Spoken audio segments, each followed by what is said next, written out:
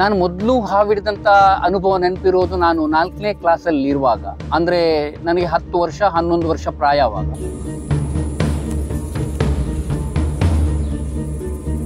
ಸಾವಿರದ 1988ರಲ್ಲಿ ನಾನು ಮೊದಲು ನಾಗರವನ್ನು ಹಿಡಿದೆ. ಅವರೊಂದು ಬೆನ್ನು ತಟ್ಟಿದ್ರು, ನಿನ್ಗೆ ಧೈರ್ಯ ಇದೆ ಮರೆ, ನೀನ್ ಏನ್ ಬೇಕಾದ್ರೂ ಮಾಡಬಲ್ಲೆ ಅಂತ ಹೇಳಿದ್ರು. ನಾನು ಆ ಪದವನ್ನ ಮಾತ್ರ ಗಟ್ಟಿ ಹಿಡ್ಕೊಂಡೆ. 13 ಬಾರಿ ವಿಷದ ಹಾವುಗಳಿಂದ ಕಡಿತ ಆಗಿದೆ. 11 ಬಾರಿ ನಾಗರಾವ್ ಕಚ್ಚಿದೆ, 1 ಬಾರಿ ಕಡಂಬಳ ಕಚ್ಚಿದ ದಾಖಲೆ, ಇನ್ನೊಂದು ಬಾರಿ ಕಾಳಿಂಗ ಸರ್ಪ ಸ್ಕ್ರಾಚ್. ಮೇಸ್ತ್ರಿ ಕೆಲ್ಸಕ್ಕೆ ಹೋಗಿದ್ದೇನೆ, ಸೈಕಲ್ ಅಂಗಡಿ ಕೆಲ್ಸಕ್ಕೆ ಹೋಗಿದ್ದೇನೆ, ಇಲೆಕ್ಟ್ರಿಷಿಯನ್ ಕೆಲ್ಸಕ್ಕೆ ಹೋಗಿದ್ದೇನೆ. ಏನೆಲ್ಲ ಕೆಲಸಗಳು ಸಾಮಾನ್ಯವಾಗಿ ವಿದ್ಯೆ ಇಲ್ಲದವರು ಮಾಡುವಂತ ಕೆಲಸ ಏನೆಲ್ಲ ಇದೆ, ಶ್ರಮ, ಶಾರೀರಿಕ ಪರಿಶ್ರಮ ಎಲ್ಲವನ್ನ ಮಾಡಿ ನೋಡಿದ್ದೆ ನಾನು. ಅದು ನನಗೆ ಒಳಗಿಂದೊಳಗೆ ಖುಷಿ ಕೊಡ್ತಾ ಇತ್ತು. ಆ ಖುಷಿ ಏನಾಯ್ತು, ಅದೊಂದು ರೀತಿ ನನ್ನ ಪ್ರಕಾರ ಒಂದು ರೀತಿ ಅಮಲೋದು. ಮತ್ತೆ ಮತ್ತೆ ಮತ್ತೆ ಮತ್ತೆ ಸೆಳೀತಾ ಇತ್ತು ಹಾವಿಡಿಬೇಕು. ಆದ್ರೆ ಒಂದು ಮೂಢನಂಬಿಕೆ ಮಾತ್ರ ಇವತ್ತಿಗೂ ನಮ್ಮ ಭಾರತಾದ್ಯಂತ ಜನರಲ್ಲಿ ಬಿಟ್ಟು ಹೋಗಿಲ್ಲ. ಮಂಗಲ್ ಬಾಬಣ್ಣ ಅಂತ ಒಬ್ರು ಇದ್ರು, ಅವ್ರು ಹಾವು ಕಚ್ಕೊಂಡು ತೀರಿ ಹೋದ್ರು. ಈ ಹವ್ಯಾಸ ಇನ್ನು ಬೆಳೀತಾ ಬೆಳೀತಾ ಹೋಯ್ತು. ದಿನಕ್ಕೆ 2-3 ಕರೆಗಳು ಬರ್ಲಿಕ್ಕೆ ಶುರು ಮಾಡಿದ್ವು, 4-5 ಆಯ್ತು, 10 ಆಯ್ತು, ದಿನಕ್ಕೆ ಬರ್ಲಿಕ್ಕೆ ಶುರು ಮಾಡಿದ್ವು. ನಾನು ಸ್ಟ್ಯಾಂಡ್ ಅಲ್ಲಿ ಬಂದು ಕ್ಯೂ ಹಿಡಿದು ಆಟೋ ಹಿಡಿದು ನಿಲ್ತಾ ಇದ್ದೆ, ಆದ್ರೆ ಹಾವು ಹಿಡಿಲಿಕ್ಕೆ ಜನಗಳು ಬರ್ತಾ ಇದ್ರು. ತುಂಬಾ ಚೀಪ್ ಆಗಿ ಅವ್ನು ಹಾವು ಹಿಡಿಯುವ, ಅವ್ನು ಕೇರೆ ಹಿಡಿಯುವ, ಅವನು ಒಂದು ರೀತಿ. ಆದ್ರೆ ಅದೇ ಅವರ ಮನೆಗೆ ಹಾವು ಬಂದಾಗ ವಿಚಿತ್ರವಾದ ಗೌರವ ಕೊಡ್ತಿದ್ರು. 28,000 ಈವರೆಗೆ ಆದ ದಾಖಲೆಯನ್ನು ಬರೆದಿಟ್ಕೊಂಡಿದ್ದೆ.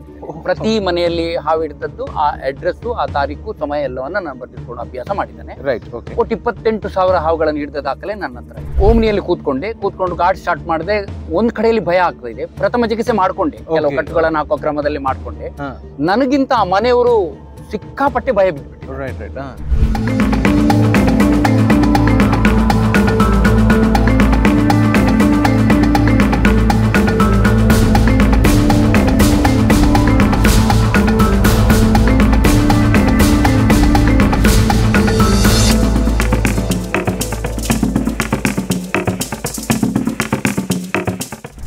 ಬಾಲ್ಯ, ನನ್ನ ಕಾಲದ ಬಾಲ್ಯ ತುಂಬಾ ಬಡತನದಿಂದಲೇ ಮುಂದುವರೆದಂತ ಬಾಲ್ಯ.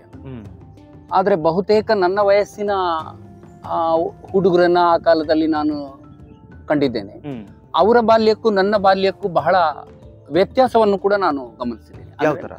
ನನ್ನ ಕುಟುಂಬ ಬದುಕಿದ ರೀತಿ, ಅವರ ಕುಟುಂಬಗಳು ಬದುಕಿದ ರೀತಿ. ಅವರು ಬಡತನದಲ್ಲಿ ಇದ್ರೂ ಕೂಡ ಒಂದು ಜೀವನ ಕ್ರಮವನ್ನ ಚೆನ್ನಾಗಿ ಅಳವಡಿಸ್ಕೊಂಡು ಒಂದು ಸಂಸ್ಕಾರದ ಮೂಲಕ ಆ ಮಕ್ಕಳ ಬಾಲ್ಯ ಮುಂದುವರಿತಾ ಇತ್ತು. ಆ ಒಂದು ಕುಟುಂಬದ ಜೀವನ ಆಗಿತ್ತು.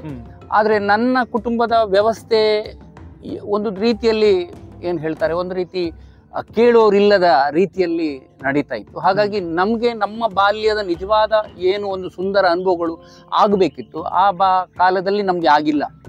ಸರ್, ಇದು ಮೊದಲ ಹಾವು ಹಿಡಿದಿದ್ದು ನೀವು ಯಾವಾಗ? ಆ ಸಂದರ್ಭ ನಿಮ್ಗೆ ಈಗ ನೆನಪಿದೆಯಾ? ನಿಮಗಾಗ ಎಷ್ಟು ವರ್ಷ ಆಗಿತ್ತು ಮತ್ತು ಆ ದಿನಗಳಲ್ಲಿ ಸುತ್ತಮುತ್ತಲಿನ ಪರಿಸರ ಎಲ್ಲ ಹೇಗಿತ್ತು? ನಾನು ಮೊದಲು ಹಾವಿಡಿದಂತ ಅನುಭವ ನೆನಪಿರೋದು ನಾನು 4ನೇ ಕ್ಲಾಸಲ್ಲಿ ಇರುವಾಗ, ಅಂದ್ರೆ ನನಗೆ 10 ವರ್ಷ 11 ವರ್ಷ ಪ್ರಾಯವಾಗ. ಈಗ ನನಗೆ 56 ವರ್ಷ. ಆ 10 ವರ್ಷದ ವಯಸ್ಸಲ್ಲಿ ರಾತ್ರಿ ವೇಳೆ ನಾನು ನಮ್ಮ ಶಾಲೆಯ ಹಿಂದುಗಡೆ, ಅಂದ್ರೆ ಕಡಿಯಾಳಿ ದೇವಸ್ಥಾನ ಇದೆ, ಕಡಿಯಾಳಿ ದೇವಸ್ಥಾನದಲ್ಲಿ ರಾತ್ರಿ ಉತ್ಸವ ಮುಗಿಸ್ಕೊಂಡು 11 ಗಂಟೆ ಹೊತ್ತಿಗೆ ನಾವು ಆ ಕಡಿಯಾಳಿ ದೇವಸ್ಥಾನದಿಂದ ಮನೆಗೆ ಬರುವ ಒಂದು ದಾರಿ ಇದೆ, ಶಾಲೆಯ ಹಿಂದ್ಗಡೆಯಿಂದ ಬರಬೇಕು. ಆ ದಾರಿಯಲ್ಲಿ ಬರ್ತಾ ಇರುವಾಗ ನಾವು ಒಂದು 3-4 ಹುಡುಗರಿದ್ದೀವಿ, ನಮ್ಮ ವಯಸ್ಸಿನವರೇ, ನಮ್ಮ ಒಟ್ಟಾರದವರೇ. ಬರ್ತಾ ಇರುವಾಗ ದಾರಿಯಲ್ಲಿ ಒಂದು ಹಾವು ಅಡ್ಡ ಹೋಗ್ತಾ ಇದೆ, ಚಿಕ್ಕ ಹಾವು, ಒಂದು ಮೊಳದಷ್ಟು ಉದ್ದದ ಹಾವು. ನಮ್ಮ ಶಾಲೆಯಲ್ಲಿ ನಮ್ಮ ವಿಜ್ಞಾನ ಮೇಷ್ಟ್ರು ಹೆಬ್ಬಾವನ್ನ ಸಾಕ್ತಾ ಇದ್ರು. ನಾನು 1ನೇ ಕ್ಲಾಸಿಗೆ ಸೇರುವಾಗ್ಲೇ ಅಲ್ಲಿ ಹೆಬ್ಬಾವನ್ನ ಸಾಕ್ತಾ ಇದ್ರು. ಅದನ್ನ ನೋಡ್ತಾ ನೋಡ್ತಾ ನೋಡ್ತಾ ನನಗೆ ಹೆಬ್ಬಾವಿನ ಪರಿಚಯ ಇತ್ತು. ಆ ಕಾರಣದಿಂದ ಇದು ಹೆಬ್ಬಾವೇ ಆಗಿರ್ಬೋದು ಅಥವಾ ಹೆಬ್ಬಾವಿನ ಮರಿ ಆಗಿರ್ಬೋದು ಅಂತ ನಾನು ಎಣಿಸಿ ನಾನು ಅದನ್ನ ಹಿಡಿದು ಬಿಟ್ಟೆ. ಅದು ಹೆಬ್ಬಾವಿನ ಮರಿ ಆಗಿತ್ತು. ಆದ್ರೆ ನಾನು ಬಹಳ ಜಾಗ್ರತೆಯಾಗಿ ಹಿಡಿದು ಅದು ಕಚ್ಚಿಸ್ಕೊಳ್ಳದೆ ರೀತಿಯಲ್ಲಿ ಹಿಡ್ಕೊಂಡು ಮತ್ತೆ ಪಕ್ಕದಲ್ಲಿರುವ ಟೀಚರ್ ಮನೆಗೆ ಒಬ್ಬ ಹುಡುಗನನ್ನು ಕಳಿಸಿ ಅಲ್ಲೊಂದು ಡಬ್ಬ ತರಿಸಿ ಅದ್ರೊಳಗೆ ಹಾಕಿಸಿ ಶಾಲೆಯ ಕಂಪೌಂಡ್ ಹತ್ತಿ ಒಳಗಿಟ್ಟು ಮರುದಿನ ಬೆಳಿಗ್ಗೆ ಹೋಗಿ ನಮ್ಮ ವಿಜ್ಞಾನ ಮೇಷ್ಟ್ರಿಗೆ ತೋರಿಸಿದೆ. ಅವ್ರು ಹೇಳಿದ್ರು ಇದು ಹೆಬ್ಬಾವಿನ ಮರಿನೇ ಅಂತ ಹೇಳಿದ್ರು. ಮತ್ತೆ ಬೈದ್ರು ನನಗೆ. ಇದು ಸಾಕಷ್ಟು ಕಡೆಗಳಲ್ಲಿ ಹೇಳಿದ್ದೀನಿ ನಾನು. ನನಗೆ ಬೈದ್ರು, ನಿನಗೆ ಪರಿಚಯ ಇಲ್ಲದ ಯಾವುದೇ ಹಾವನ್ನು ಇನ್ನು ಮುಂದೆ ಮುಟ್ಲಿಕ್ಕೆ ಹೋಗ್ಬೇಡ, ಒಂದು ವೇಳೆ ವಿಷದ ಹಾವಾಗಿದ್ರೆ ಅಪಾಯ ಆಗ್ತದೆ ಅಂತ ಹೇಳಿದ್ರು. ಅದ್ರ ಜೊತೆಗೆ ಅವರೊಂದು ಬೆನ್ನು ತಟ್ಟಿದ್ರು, ನಿನ್ಗೆ ಧೈರ್ಯ ಇದೆ ಮರೆ, ನೀನ್ ಏನ್ ಬೇಕಾದ್ರೂ ಮಾಡಬಲ್ಲೆ ಅಂತ ಹೇಳಿದ್ರು. ನಾನು ಆ ಪದವನ್ನ ಮಾತ್ರ ಗಟ್ಟಿ ಹಿಡ್ಕೊಂಡೆ, ನಿನ್ಗೆ ಸಾಧ್ಯ ಇದೆ ಅನ್ನೋ. ಈಗ ಕಳೆದ 25 ವರ್ಷಗಳಿಂದ ನೀವು ಸಂಪೂರ್ಣವಾಗಿ ಉರಗ ಸಂರಕ್ಷಣೆಯಲ್ಲೇ ತೊಡಗಿಕೊಂಡಿದ್ದೀರಿ. ಪ್ರಾಯಶಃ ಅದರಿಂದನೇ ನೀವು ಒಂದು ಬದುಕನ್ನು ಕೂಡ ಕಟ್ಕೊಂಡಿದ್ದೀರಿ ಅಂತ ಹೇಳ್ಬೋದು. ಹೌದು. ಅದಕ್ಕೂ ಮುಂಚೆ ನಿಮ್ಮ ಉದ್ಯೋಗ ಏನಿತ್ತು ಸರ್? ನಾನು 7ನೇ ಕ್ಲಾಸು ಶಾಲೆ ಬಿಟ್ಟ ನಂತರ 1 ವರ್ಷ ನಾನು ಮನೆಯಲ್ಲೇ ಓಡಾಡಿದೆ, ನಮ್ಮ ಊರಲ್ಲೇ ಇದ್ದುಕೊಂಡು ಓಡಾಡಿದೆ. ಕಾರಣಾಂತರದಿಂದ ನನಗೆ ಶಾಲೆಗೆ ಹೋಗುವಷ್ಟು ಪ್ರೋತ್ಸಾಹ ಅಥವಾ ಸಹಕಾರ ಮನೆಯವರಿಂದ ಸಿಕ್ಕಿಲ್ಲ ಆ ಕಾಲದಲ್ಲಿ. ನಾನು ಆವಾಗ ಒಂದು ಅಷ್ಟು ಸೀರಿಯಸ್ ಆಗಿ ಆಲೋಚನೆ ಮಾಡುವಂತ ವಯಸ್ಸಲ್ಲ ಶಾಲೆಯ ಬಗ್ಗೆ, ಎಜುಕೇಶನ್ ಬಗ್ಗೆ. ಹಾಗಾಗಿ ನಾನು 1 ವರ್ಷ ಸುಮ್ಮನೆ ಕಳೆದ ನಂತರ ನನಗೆ ಮುಂಬೈ ಹೋಗುವಂತ ಒಂದು ಅವಕಾಶ ಸಿಕ್ತು. ನಮ್ಮ ವಿಷಯ ಬಾಂಬೆಗೆ ಹೋಗೋದಂದ್ರೆ ಹೌದು, ದೊಡ್ಡ ವಿಷಯ.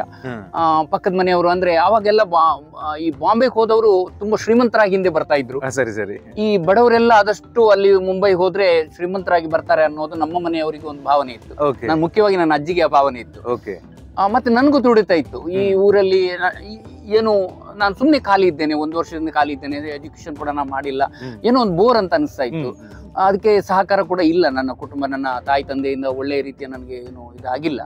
ಆ ಕಾರಣ ನನಗೆ ಮತ್ತೆ ಹೊರಟು ಹೋಗುವ, ದೂರ ಎಲ್ಲಾದ್ರೂ ಹೋಗುವ ಅಂತ ಒಂದು ಮನಸ್ಸಿಗೆ ಬರ್ತಾ ಇತ್ತು. ಅದೇ ಹೊತ್ತಿಗೆ ನಮ್ಮ ಪಕ್ಕದ ಮನೆಯಲ್ಲಿ ಒಬ್ರು ಮುಂಬೈಯಲ್ಲಿದ್ರು, ರಮೇಶ್ ಅಂತ ಅವ್ರ ಹೆಸರು. ಅವ್ರು ಬಂದಾಗ ನನ್ನ ಅಜ್ಜಿ ಅವ್ರ ಜೊತೆ ಮಾತಾಡಿ ನನ್ನನ್ನು ಕಳ್ಸಿಕೊಟ್ರು. ಮುಂಬೈಗೆ ಹೋದೆ ನಾನು. ಮುಂಬೈಗೆ ಹೋಗಿ ಅಲ್ಲಿ ಹೋಟ್ಲಲ್ಲಿ ಕೆಲಸ ಮಾಡ್ಲಿಕ್ಕೆ ಶುರು ಮಾಡಿದೆ. ಮೊದಲು ಆರಂಭದಲ್ಲಿ ಎಲ್ಲರೂ ಹೋಟ್ಲಿಗೆ ಹೋಗಿ ಮಾಡುವಂತ ಕೆಲಸನೇ ತಟ್ಟೆ ತೊಳೆಯೋದು, ತಟ್ಟೆ ಪ್ಲೇಟ್ ತೊಳೆಯುವಂತ.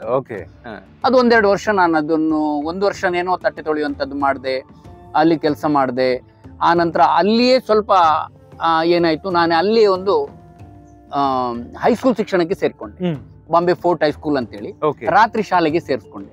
ಆ ತಟ್ಟೆ ತೊಳಿತಾ ಅದೇ ಒಂದು ದೊಡ್ಡ ಕ್ಯಾಂಟೀನ್ ನ ಮ್ಯಾನೇಜರ್ ಕೂಡ ಆದೆ.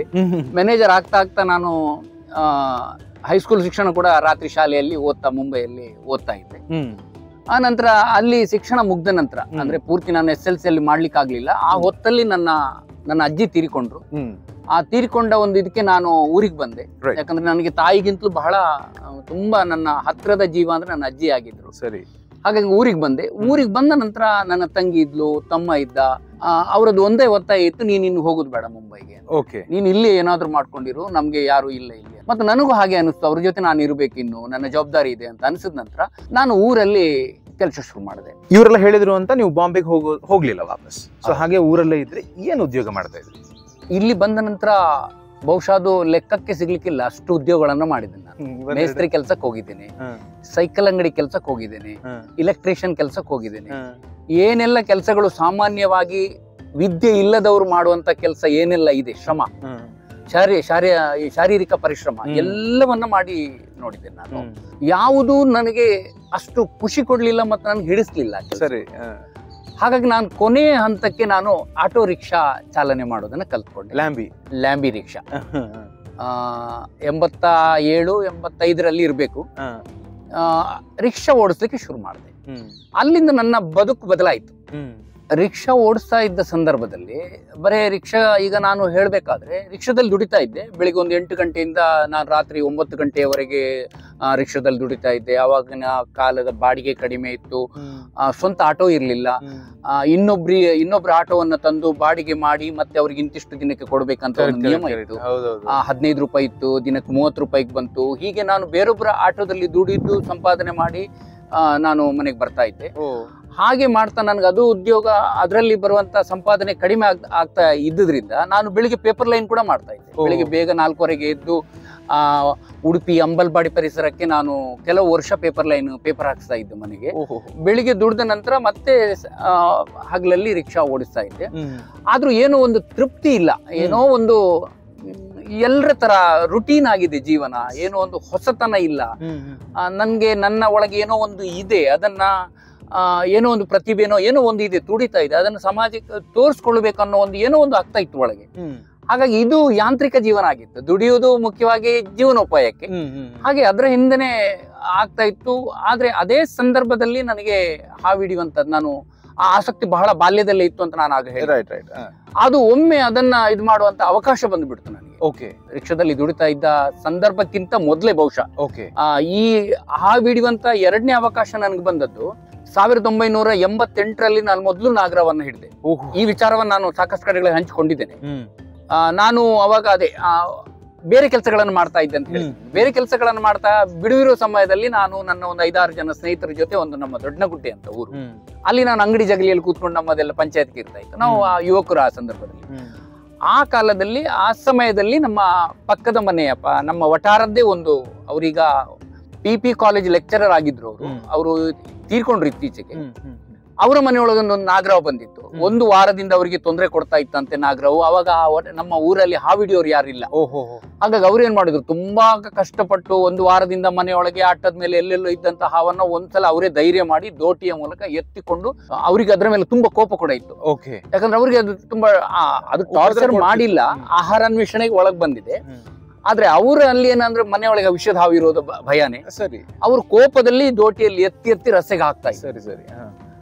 ನಮ್ಗಲ್ಲಿ ಅವಾಗ ಏನಿತ್ತಂದ್ರೆ, ನಾವು ದೂರದಲ್ಲಿ ಕೂತ್ಕೊಂಡು ನಾನು ಅದನ್ನ ನೋಡ್ತಾ ಇದ್ದೆ, ನಾವೆಲ್ಲ ನೋಡ್ತಾ ಇದ್ವಿ, ಇವರೊಂದು ಹಾವನ್ನು ಎತ್ತಿ ಎತ್ತಿ ರಸ್ತೆಗೆ ಹಾಕ್ತಾ ಇದ್ದಾರೆ.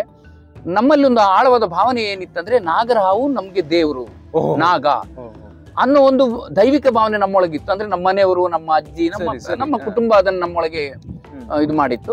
ಹಾಗಾಗಿ ಅದು ನೋಡಿದ ಕೂಡಲೇ ನನಗೆ ಸ್ಪೆಷಲ್ ಆಗಿ ನನಗೆ ಅವರ ನಮ್ಮ ಸ್ನೇಹಿತರ ಬಳಗದಲ್ಲಿ ನನಗೆ ಒಂಥರ ಹಠ ಆದಾಗಾಯ್ತು. ನಾನು ಸೀದಾ ಎದ್ಕೊಂಡು ಹೋಗಿ ಅವರಿಗೆ ಅವ್ರ ಹತ್ರ ಹೇಳಿದೆ, ನೀವು ಈ ತರ ಹಿಂಸೆ ಮಾಡೋದಕ್ಕಿಂತ ಅದನ್ನ ಸಾಯಿಸ್ಬೋದಲ್ವಾ, ಅವ್ರು ಸಾಯಿಸ್ಬೋದಲ್ಲ, ಯಾಕೆ ಹಿಂಸೆ ಮಾಡ್ತೀರಿ ಅಂತ ಕೇಳಿದೆ. ಅವ್ರಿಗೆ ಇನ್ನೂ ಕೋಪ ಬಂತು. ಕೋಪದಲ್ಲಿ ಹೇಳ್ಬಿಟ್ರು, ಒಂದು ವಾರದಿಂದ ನನಗೆ ತೊಂದರೆ ಕೊಡ್ತಾ ಉಂಟು ಮನೆಯೊಳಗೆ, ಇಲ್ಲಿ ಯಾರು ಇಲ್ಲ, ನೀನು ಅಷ್ಟು ಮಾತಾಡುವ, ಹಿಡಿದು ದೂರ ಬಿಡು ನೋಡೋಣ ಅಂತ ಹೇಳಿ. ಆಗ ಹೇಳಿದ ಕೂಡಲೇ ನನಗೇನಾಯ್ತು, ನನಗೆ ಒಂದು ರೀತಿ ನಾಚಿಕೆ ಆಯ್ತು, ಒಂಥರ ಅವಮಾನ ಆಯ್ತು. ಅಷ್ಟು ಜನರಿದ್ದಾರೆ, ಅವ್ರ ನಡುವೆ ನಮ್ಗೆ ಸವಾಲ್ ಹಾಕ್ಬಿಟ್ರಲ್ಲ. ಆ ವಯಸ್ಸು ಹಾಗಿತ್ತು ನೋಡಿ, ಏನು ಆಲೋಚನೆ ಮಾಡದೆ ಜೀವ ಅಥವಾ ಸಾವು, ಸಾಯ್ತೇನೆ, ಅದು ಇದು ಕಚ್ಚುತ್ತೆ, ಅದು ವಿಷಕಾರಿ, ಅದು ಇದು ಯಾವ ಥಾಟು ಬರದೆ ಹಿಡಿದ್ರೆ ಏನಾಗುತ್ತೆ ಅಂತ ಕೇಳಿದೆ. ಹಿಡಿದ್ರೆ ಏನಾಗುತ್ತೆ ಅಂತ ಉದ್ದಡತನದಿಂದ ಅವ್ರ ಹತ್ರ ಕೇಳಿದೆ. ಅವ್ರು ಅದಕ್ಕೆ ನೇರವಾಗಿ ನೀನ್ ಹಿಡಿ ನೋಡೋ ಒಂದ್ಸಲ ಅಂತ ಹೇಳಿದ್ರು. ಅವರು ನನ್ನಷ್ಟೇ ಕೋಪದಲ್ಲಿ ಇದ್ರು. ಅವ್ರು ಹಾಗೆ ಹೇಳಿದ್ರು. ಅವ್ರು ಹೇಳಿದ ಕೂಡ ನನಗೆ ಏನಂತ ಏನಾದ್ರೂ ಆಗ್ಲಿ ಅಂತ ಹೆಡೆ ಎತ್ತಿ ನಿಂತು ಅವರನ್ನು ನೋಡ್ತಾ ಇತ್ತು. ಆಲ್ರೆಡಿ ಅದು ತುಂಬಾ ಇದಾಗಿದೆ, ಡಿಸ್ಟರ್ಬ್ ಆಗಿದೆ, ಅದಕ್ಕೆ ನೋವಾಗಿದೆ, ಭಯ ಆಗಿದೆ. ಹೆಡೆ ಎತ್ತಿ ಅವರನ್ನು ನೋಡ್ತಾ ಇತ್ತು. ನಾನು ಹಿಂದ್ಗಡೆಯಿಂದ ಹೋಗಿ ಇದನ್ನ ಕೈ ಹಾಕಿ ಹಿಡ್ದೆ, ಎತ್ತಿದೆ, ಹೆಡೆಯನ್ನ ಎತ್ತಿ ಹಿಡ್ದೆ. ಅದ್ ಮೊದಲ ಎತ್ತಿ ಹಿಡಿದುಕೊಳ್ಳಿ ಅವರನ್ನೇ ನೋಡ್ತಾ ಇದೆ, ಅದು ಅವ್ರನ್ನ ನೋಡ್ತಾ ಇದ್ದೆ. ನನಗೆ ಮತ್ತೆ ಪಟ್ಟ ಒಂದು ಥಾಟ್ ಬಂತು. ನನ್ನ ಸ್ನೇಹಿತ ಸುಬ್ರಹ್ಮಣ್ಯ ಅಂತ ಇದ್ದ, ಅವನ ಹತ್ರ ಹೇಳಿದೆ, ನೋಡು ಒಂದು ಕೊಡಪನ ತಾ, ಇಲ್ಲಿ ಎದುರುಗಡೆ ಅಂಗಡಿಯಲ್ಲಿ ಕೊಡಪನ ಇದೆ, ನೀರಿಡುವಂತ ಅಂತ. ಅವ್ನು ತಕ್ಷಣ ಓಡಿ ಹೋಗಿ ಕೊಡಪನ ತಂದ, ನೀರ ಕೌಚಿ ಹಾಕಿದ. ನಾನು ಸಲೀಸಾಗಿ ಹಾವನ್ನ ಅದ್ರೊಳಗೆ ಹಾಕಿದ್ದೇನೆ. Very good. ಆಶ್ಚರ್ಯ ಅಂದ್ರೆ ಇದು ಕೆಲವೇ ಸೆಕೆಂಡ್ ಅಲ್ಲಿ ನಡೆದಂತ ಘಟನೆ. ನನಗೆ ಅಲ್ಲಿ ಏನು ನಡೀತು ಅಂತ ಮತ್ತೆ ನಾನು ಆಲೋಚನೆ ಮಾಡಿದಾಗ ನಾನು ಬೆವರಿದೆ. ಯಾಕಂದ್ರೆ ನಾನು ಏನ್ ಮಾಡಿದೆ ಅಲ್ಲಿ, ನಾನು ಕೈಯಲ್ಲಿ ಹಿಡ್ಕೊಂಡಾಗ ಒಂದಷ್ಟು ಜನ ನನಗೆ ಬೈತಾ ಇದ್ರು ಹಿಂದ್ಗಡೆ, ನೀನ್ ಮುಟ್ಟಾಳ ಮಾರ, ಬಿಡು ಮಾರ, ಕಚ್ಚುತ್ತೆ ಮಾರ ಅಂತ ಹೇಳ್ತಿದ್ರು. ನನ್ಗೆ ಅದು ಯಾವುದೂ ಗಮನಕ್ಕೆ ಬರ್ಲಿಲ್ಲ. ನಾನು ಅಲ್ಲಿ ಏನೋ ಒಂದು ಸಾಧನೆ ಅಂದ್ರೆ ಅವ್ರ ಎದುರಲ್ಲಿ ನಾನು ಸೋಲ್ಬಾರ್ದು, ಅಷ್ಟು ಮಾತ್ರ ಇತ್ತು. ತಕ್ಷಣ ಇದಕ್ಕೆ ಹಾಕಿದೆ, ಒಂದು ಬಟ್ಟೆ ಸಿಕ್ತು ಎಲ್ಲೋ, ಅದನ್ನು ಮುಚ್ಚಿದೆ. ಅದು ಆರಂಭ. ಹಾವಿಡಿಯೋ ಅಂತ ಆರಂಭ. ಅದು ಸಾಮಾನ್ಯವಾಗಿ ಬದಲಾವಣೆ ಆಗ್ತಾ ಇದೆ ಜನರಲ್ಲಿ. ಒಂದು 10 ವರ್ಷದ ಹಿಂದಿನ ಒಂದು ಜನರ ಮನಸ್ಥಿತಿಗೂ ಈಗ ಹಾವುಗಳ ಬಗ್ಗೆ ಬದಲಾದಂತ ಮನಸ್ಥಿತಿಗೂ ನಾನು ಅಜಗಜಾಂತರ ವ್ಯತ್ಯಾಸವನ್ನ ಕಂಡಿದ್ದೇನೆ. ಈಗ ವಾಟ್ಸಪ್ ಅಲ್ಲಿ ಯಾವ ಮನೆಯೊಳಗೆ ಒಂದು ಸಣ್ಣ ಹಾವು ಬಂದ್ರು ತಕ್ಷಣ ವಾಟ್ಸಪ್ ಅಲ್ಲಿ ಹಾಕಿ ಯಾವ ಹಾವು ಸರ್ ಅಂತ ಕೇಳುವಂತ ಮಟ್ಟಕ್ಕೆ ಜನರು ಬಂದಿದ್ದಾರೆ. ಒಂದು 10 ವರ್ಷದ ಹಿಂದೆ ಅದು ಇರ್ಲಿಲ್ಲ. ಸಣ್ಣ ಪುಟ್ಟ ಬಣ್ಣ ಬಣ್ಣದ ಹಾವುಗಳು ಬಂದ್ರೆ ಹೊಡೆದು ಸಾಯಿಸುವುದು, ನಾಗರಾವು ಬಂದ್ರೆ ಹಾವಿಡಿಯೋರನ್ನು ಕರೆಯುವುದು. ನಮ್ಮ ಅವಿಭಜಿತ ದಕ್ಷಿಣ ಕನ್ನಡ ಜಿಲ್ಲೆಯಲ್ಲಿ ಈ ರೀತಿ ನಡೀತಾ ಇದೆ. ಅಂದ್ರೆ ನಾಗರ ಹಾವು ದೇವರು ಅನ್ನೋ ಭಾವನೆಯಿಂದ ಹೊಡೆಯದೆ ಬಿಡ್ತಾ ಇದ್ವಿ, ಸಣ್ಣ ಪುಟ್ಟ ಬಣ್ಣ ಬಣ್ಣದ ಹಾವುಗಳನ್ನು ಬಂದ್ರೆ ಸಾಯಿಸ್ತಾ ಇದ್ವಿ. ಆದ್ರೆ ಈಗ ಬದಲಾವಣೆ ಆಗಿದೆ. ಜನರಲ್ಲಿ ನಾವು ಮಾಹಿತಿಯನ್ನ ಕೊಟ್ಟು ನಾನು ಒಬ್ಬ ಅಲ್ಲ, ಸಾಕಷ್ಟು ಉರಗ ತಜ್ಞರುಗಳು, ಉರಗ ಪ್ರೇಮಿಗಳು ಎಲ್ಲ ಸೇರ್ಕೊಂಡು ಕೆಲಸ ಮಾಡ್ತಾ ಇದ್ದು ಅವರಿಗೆ ಮಾಹಿತಿ ಕೊಡ್ತಾ ಬಂದದ್ರಿಂದ ಜನರಲ್ಲಿ ಬದಲಾವಣೆ ಆಗಿದೆ. ಸಣ್ಣ ಪುಟ್ಟ ಬಣ್ಣ ಬಣ್ಣದ ಹಾವುಗಳನ್ನು ಕಂಡ್ರೆ ಹೊಡೆಯದೆ ಅವುಗಳನ್ನ ರಕ್ಷಣೆ ಮಾಡುವಂತ ಕೆಲಸ ಕೂಡ ಜನರಲ್ಲಿ ಆಗ್ತಾ ಇದೆ ನಾನು ಕಂಡಂತೆ. ಆದ್ರೆ ಒಂದು ಮೂಢನಂಬಿಕೆ ಮಾತ್ರ ಇವತ್ತಿಗೂ ನಮ್ಮ ಭಾರತಾದ್ಯಂತ ಜನರಲ್ಲಿ ಬಿಟ್ಟು ಹೋಗಿಲ್ಲ. ನಾಗರ ಹಾವಿನ ಬಗ್ಗೆ ಇರುವಂತ ಮೂಢನಂಬಿಕೆ. ನಮ್ಮ ಅವಿಭಜಿತ ದಕ್ಷಿಣ ಕನ್ನಡ ಜಿಲ್ಲೆಯಲ್ಲಿ ಅಂದ್ರೆ ಉಡುಪಿ ಮತ್ತು ದಕ್ಷಿಣ ಕನ್ನಡ, ಮಂಗಳೂರು, ದಕ್ಷಿಣ ಕನ್ನಡದ ನೀವು ಇದಕ್ಕೆ ನೋಡ್ಲಿಕ್ಕೆ ಹೋದ್ರೆ ನಾಗಬನಗಳನ್ನ ನಾಗನ ಹೆಸರಲ್ಲಿ ನಾಶ ಮಾಡ್ತಾ ಇರೋದು. ನೈಸರ್ಗಿಕ ನಾಗಬನಗಳನ್ನ ಹೇಳುದು ನಾನು. ಗಿಡ ಮರಗಳು, ಹುತ್ತಗಳು, ಕೊಳಗಳು, ಸಮೃದ್ಧವಾದಂತಹ ಹಸಿರು ಪರಿಸರವನ್ನ ನಾಗನ ಹೆಸರಲ್ಲಿ ನಾವು ನಾಶ ಮಾಡಿ ಕಾಂಕ್ರೀಟೀಕರಣ ಮಾಡ್ತಾ ಇರುವಂತ ಒಂದು ದೊಡ್ಡ ಮೂಢನಂಬಿಕೆ. ಅದು ಈಗಲೂ ನಡೀತಾ ಇದೆ ಅನ್ನೋದು ಬಹಳ ಖೇದಕರ ವಿಚಾರ. ಇದ್ರ ಬಗ್ಗೆ ನಾವು ಈಗಾಗಲೇ ಜಾಗೃತಿ ಮೂಡಿಸ್ತಾ ಇದ್ದೀವಿ. ನಾಗಬನಗಳ ಬಗ್ಗೆನೆ ನಾವು ಅಲ್ಲಲ್ಲಿ ಹೋಗಿ ಮಾತಾಡುವಂತದ್ದು, ಜನರಲ್ಲಿ ಜಾಗೃತಿ ಮೂಡಿಸುವಂತ ಕೆಲಸ ಮಾಡ್ತಾ ಇದ್ದೀವಿ. ಆದ್ರೂ ಈ ಜೀರ್ಣೋದ್ಧಾರ, ನಾಗವನ ಜೀರ್ಣೋದ್ಧಾರ ನಿಲ್ಲಿಲ್ಲ ಈವರೆಗೆ. ನೀವು ಉತ್ತರ ಕರ್ನಾಟಕ, ಉತ್ತರ ಭಾರತ ಆಚೆ ಹೋದ್ರೆ ಹುತ್ತಗಳನ್ನ ನಾಶ ಮಾಡುವಂತ ಒಂದು ಪ್ರವೃತ್ತಿ ಇದೆ. ಹುತ್ತಗಳಿದ್ದಲ್ಲಿ ನಾಗರಾವು ಒಂದು ವಾಸ ಮಾಡುತ್ತೆ, ಅದು ಇರಬಾರ್ದು ಅಂತೇಳಿ ಹುತ್ತಗಳನ್ನ ನಾಶ ಮಾಡ್ತಾರೆ. ಇದು ನಾವು ಪ್ರಕೃತಿಗೆ ಮಾಡುವಂತ ಅನ್ಯಾಯ. ಇದು ಪ್ರಕೃತಿಯನ್ನ ನಾವು ಉಳಿಸ್ಬೇಕಾಗುತ್ತೆ. ಪ್ರಕೃತಿ ನಮ್ಮಿಂದ ಸೃಷ್ಟಿ ಆದದ್ದಲ್ಲ, ಪ್ರಕೃತಿ ನಮ್ಮನ್ನು ಸೃಷ್ಟಿ ಮಾಡಿದೆ. ನಾಗಬನಗಳನ್ನ ಹುತ್ತಗಳನ್ನ ಸೃಷ್ಟಿ ಮಾಡಿದ್ದು ಪ್ರಕೃತಿ. ಅದಕ್ಕೆ ಅಗತ್ಯ ಇದೆ, ಆ ಪ್ರಕೃತಿ ಅದನ್ನು ಸೃಷ್ಟಿ ಮಾಡಿದೆ. ನಾವು ಯಾವುದೋ ಒಂದು ನಂಬಿಕೆಗೆ ಒಳಪಟ್ಟು ಆ ಪರಿಸರವನ್ನ ನಾಶ ಮಾಡೋದು ನಮ್ಮ ಮೂಢನಂಬಿಕೆ ಮತ್ತು ಅಜ್ಞಾನ ಅಂತ ನಾವು ಹೇಳಲಿಕ್ಕೆ ಇಷ್ಟಪಡ್ತೇನೆ ನಾನು. ಹಾಗಾಗಿ ಆದಷ್ಟು ನಾವು ಈ ವಿಚಾರವನ್ನು ತಿಳ್ಕೊಳ್ಬೇಕು. ಎಲ್ಲೆಲ್ಲಿ ನೀವು ನಾಗಾರಾಧನೆಯನ್ನು ಮಾಡ್ತೀರಿ, ನಾಗರ ಹಾವನ್ನ ಆರಾಧನೆ ಮಾಡ್ತೀರಿ, ಅದು ಆ ಜೀವಿಗೆ ಗೌರವ ಕೊಡ್ತೀರ ಅಂತ ಹೇಳಿದ್ರೆ ಅದು ವಾಸ ಮಾಡುವಂತ ಹಸಿರು ಪರಿಸರವನ್ನ ಅದಕ್ಕೆ ಬಿಟ್ಟುಕೊಡಿ. ನಮ್ಮ ಪೂರ್ವಜರು ಹಾಗೆ ಬಿಟ್ಟು ಕೊಟ್ಟಿದ್ದಾರೆ ನಾಗಬನಗಳನ್ನ, ದೇವರ ಕಾಡುಗಳನ್ನ, ಅದೇ ರೀತಿ ನಾವು ಬಿಟ್ಟು ಕೊಡಬೇಕು. ಜೀರ್ಣೋದ್ಧಾರ ಮಾಡುವಂತ ಒಂದು ವಿಷಯ ಅದಲ್ಲ. ದೇವಸ್ಥಾನಗಳನ್ನ ಜೀರ್ಣೋದ್ಧಾರ ಮಾಡೋಣ. ಹಳೆಯ ದೇವಸ್ಥಾನಗಳು ಹಾಳಾದಾಗ ಜೀರ್ಣೋದ್ಧಾರ ಮಾಡಿ ಹೊಸ ನವೀಕರಿಸುವುದು ನಮ್ಮ ಇದರಲ್ಲಿ ಸಂಪ್ರದಾಯದಲ್ಲಿ ಬಂದಿರುವಂಥದ್ದು. ಆದರೆ ನಾಗಬನಗಳನ್ನು ಜೀರ್ಣೋದ್ಧಾರ ಯಾವತ್ತೂ ಮಾಡಬಾರ್ದು. ಇದಕ್ಕೆ ಎಲ್ಲ ತಿಳಿದವರು ಒಟ್ಟಾಗಿ ಮಾಡುವಂಥ ಕೆಲಸ. ಈ ಮೂಢನಂಬಿಕೆಯಿಂದ ನಾವು ಹೊರಗೆ ಬರಬೇಕು ಆದಷ್ಟು ಬೇಗ. ಇದು ನನ್ನ ಮನವಿ. ಯಾಂತ್ರಿಕವಾಗಿದೆ ನಿಮ್ಮ ಬದುಕು ಅಂತ ನಿಮ್ಗೆ ಅನ್ಸೋದಕ್ಕೆ ಶುರುವಾದಾಗ್ಲೇ ಏನೋ ಒಂದು ಸಂಗತಿ ನಡೆದೋಯ್ತು. ಇಲ್ಲಿಂದ ಮೋಸ್ಟ್ಲಿ ನಿಮ್ಮ ಬದುಕು ಬದಲಾಯಿತು. ಏನಾಯ್ತು? ಹೌದು. ಆ ನಂತರ ನಾನು ಆಗ್ಲೇ ಹೇಳಿದಾಗೆ ಆಟೋ ಉದ್ಯೋಗ ಶುರು ಮಾಡಿದೆ, ಆಟೋ ಚಾಲನೆ ಶುರು ಮಾಡಿದೆ, ಪೇಪರ್ ಲೈನ್ ಮಾಡಿದೆ, ಆಗ್ಲೇ ಹೇಳಿದೆ. ಅದ್ರ ನಡುವೆ ಅದು ಕೂಡ ಆ ಸಂದರ್ಭದಲ್ಲಿ ಬೆಳಿಗ್ಗೆ ಹೇಳೋದು, ಒಂದಷ್ಟು ಪೇಪರ್ ಹಾಕೋದು, ಮತ್ತೆ ಒಂದು 8:30 ಹೊತ್ತಿಗೆ ಆಟೋ ಓಡಿಸೋದು ಮಾಡ್ತಾ ಇದ್ದೆ. ಅಲ್ಲೂ ಕೂಡ ಒಂದ್ರಿ ಯಾಂತ್ರಿಕನೇ. ಅದ್ರ ನಡುವೆ ಏನಾಯ್ತು, ಮೊದ್ಲಿನ ಹವ್ಯಾಸ ನನ್ನ ಕೈ ಹಿಡಿತು. ಆ ಹಾವು ಹಿಡ್ದನ್ ಜನ ನೋಡಿದ್ರು. ಆ ನಾಗರವನ್ನ ಹಿಡಿದ ನಂತರ 2-3 ಹಾವುಗಳನ್ನ ಬೇರೆ ನಮ್ಮ ಊರಲ್ಲೇ ಹಿಡಿದೆ. ಅದು ಹಾಗೆ ನನ್ನ ಹಿಂಬಾಲಿಸ್ತು ಹವ್ಯಾಸ. ಈ ಆಟೋಗ್ ಬಂದ ನಂತರ ನನ್ನನ್ನು ಹುಡ್ಕೊಂಡು ಸ್ಟ್ಯಾಂಡಿಗೆ ಬರ್ಲಿಕ್ಕೆ ಶುರು ಮಾಡಿದ್ರು ಜನ. ಒಬ್ರು ಹಾವು ಹಿಡಿತಾರೆ, ಉಡುಪಿಯಲ್ಲಿ ಇದ್ದಾರೆ ಅಂತ ಹೇಳಿ. ಅಂದ್ರೆ ಅವಾಗ ಎಲ್ಲ ಫೋನ್ ಇರ್ಲಿಲ್ಲ, ಅಂದ್ರೆ ಮೊಬೈಲ್ ಇರ್ಲಿಲ್ಲ. ಅವಾಗ ಮೋಸ್ಟ್ಲಿ ಉಡುಪಿಯಲ್ಲಿ ನೀವು ಒಬ್ಬರೇ ಈ ತರ ಕೆಲಸ ಮಾಡೋದು?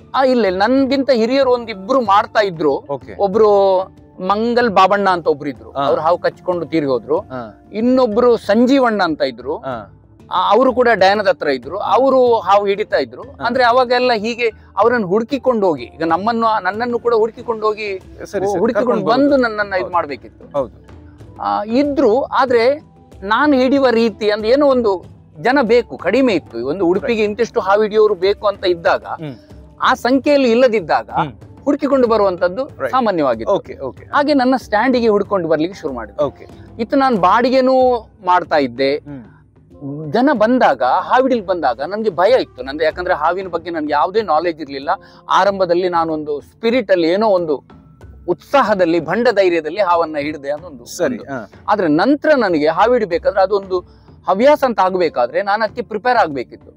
ಬಟ್ ನನಗೆ ಒಂದು ಅನ್ಸೋದು, ನನ್ನ ತಂದೆ ತಾಯಿಗಳು ನನಗೆ ಕೊಟ್ಟಂತ ಬಾಲ್ಯ ಏನಿದೆ, ಆ ಬಾಲ್ಯದ ಕಾರಣದಿಂದಲೇ ನಾನು ಭಯವನ್ನ ಎದುರಿಸುವಂತ ಒಂದು ಮನಸ್ಥಿತಿಯನ್ನ ರೂಢಿಸಿಕೊಂಡೆ ಅಂತ ಹೇಳ್ಬೋದು. ಅಂದ್ರೆ ಬಾಲ್ಯ ನಿಮ್ದು ತುಂಬಾ ಕಡು ಬಡತನ ಮಾತ್ರ ಅಲ್ಲ, ನಮ್ಗೊಂದು ನಾನು ಆಗ್ಲೇ ಹೇಳಿದಾಗ ಒಂದು ರೀತಿಯ ಪ್ರೋತ್ಸಾಹ ಇರ್ಲಿಲ್ಲ ಜೀವನದಲ್ಲಿ. ಒಂದು ಸರಿ ಮಾರ್ಗದಲ್ಲಿ ಕೊಂಡು ಹೋಗುವಂತ ಒಂದು ಸಂಸ್ಕಾರ ಯುತ ಜೀವನ ನನ್ನದಾಗಿರ್ಲಿಲ್ಲ ನಮ್ಮ ಬಾಲ್ಯ. ಯಾಕಂದ್ರೆ ನನ್ನ ತಂದೆ ತಾಯಿಗಳಿಗೆ ಕಷ್ಟ ಇತ್ತು. ಅವರು ಆ ಕಷ್ಟವನ್ನ ಅವರದ್ದೇ ಒಂದು ರೀತಿಯಲ್ಲಿ ಜೀವನವನ್ನ ಬದುಕಿದ್ರು. ಅವ್ರ ನಡುವೆ ನಾವು ಹುಟ್ಟಿದ್ವಿ. ಹುಟ್ಟಿದಾಗ ಅವ್ರ ಜೊತೆ ಅವ್ರು ನಮ್ಮನ್ನ ಅದೇ ರೀತಿ ಬದುಕಿಸ್ಬಿಟ್ರು. ಕಾಡು ಗುಡ್ಡ ಅಲಿಯೋದಾಗಿರ್ಲಿ, ನೀರಲ್ಲಿ ಈಜಾಡೋದಾಗಿರ್ಲಿ, ಎತ್ತರದ ಏನು ತೆಂಗಿನ ಮರದ ತುದಿಗೆ ಹೋಗಿ ಹೊಳಗೆ ಹಾರುವಂತದ್ದನ್ನು ಕೂಡ ನಾವು ಮಾಡ್ತಾ ಇದ್ವಿ. ಅಂದ್ರೆ ಅಲ್ಲಿ ಭಯ ಇರ್ಲಿಲ್ಲ, ಏನೋ ಒಂದು ಸಾಹಸ ಪ್ರವೃತ್ತಿ ನಮ್ಮಲ್ಲಿ ಇತ್ತು. ಕಾಡು ಗುಡ್ಡ ತಿರುಗುವುದು ಅಂದ್ರೆ ಅದೊಂದು ರೀತಿಯ ಬೇರೆನೇ ಜೀವನ. ಆ ಕಾಲದಲ್ಲಿ ನಮ್ಗೆ ಪುಣ್ಯಕ್ಕೆ ಸಿಕ್ತದು. ಹಾಗೆ ಸಿಕ್ಲಿಕ್ಕೆ ಹೋಗಿ ನನಗೆ ಈ ವಿಷಯದಲ್ಲಿ ತುಂಬಾ ಯೋಚನೆ ಮಾಡಿ ಭಯಪಟ್ಟುಕೊಳ್ಳುವಂತ ಒಂದು ಮನಸ್ಥಿತಿ ಬಂದಿಲ್ಲ.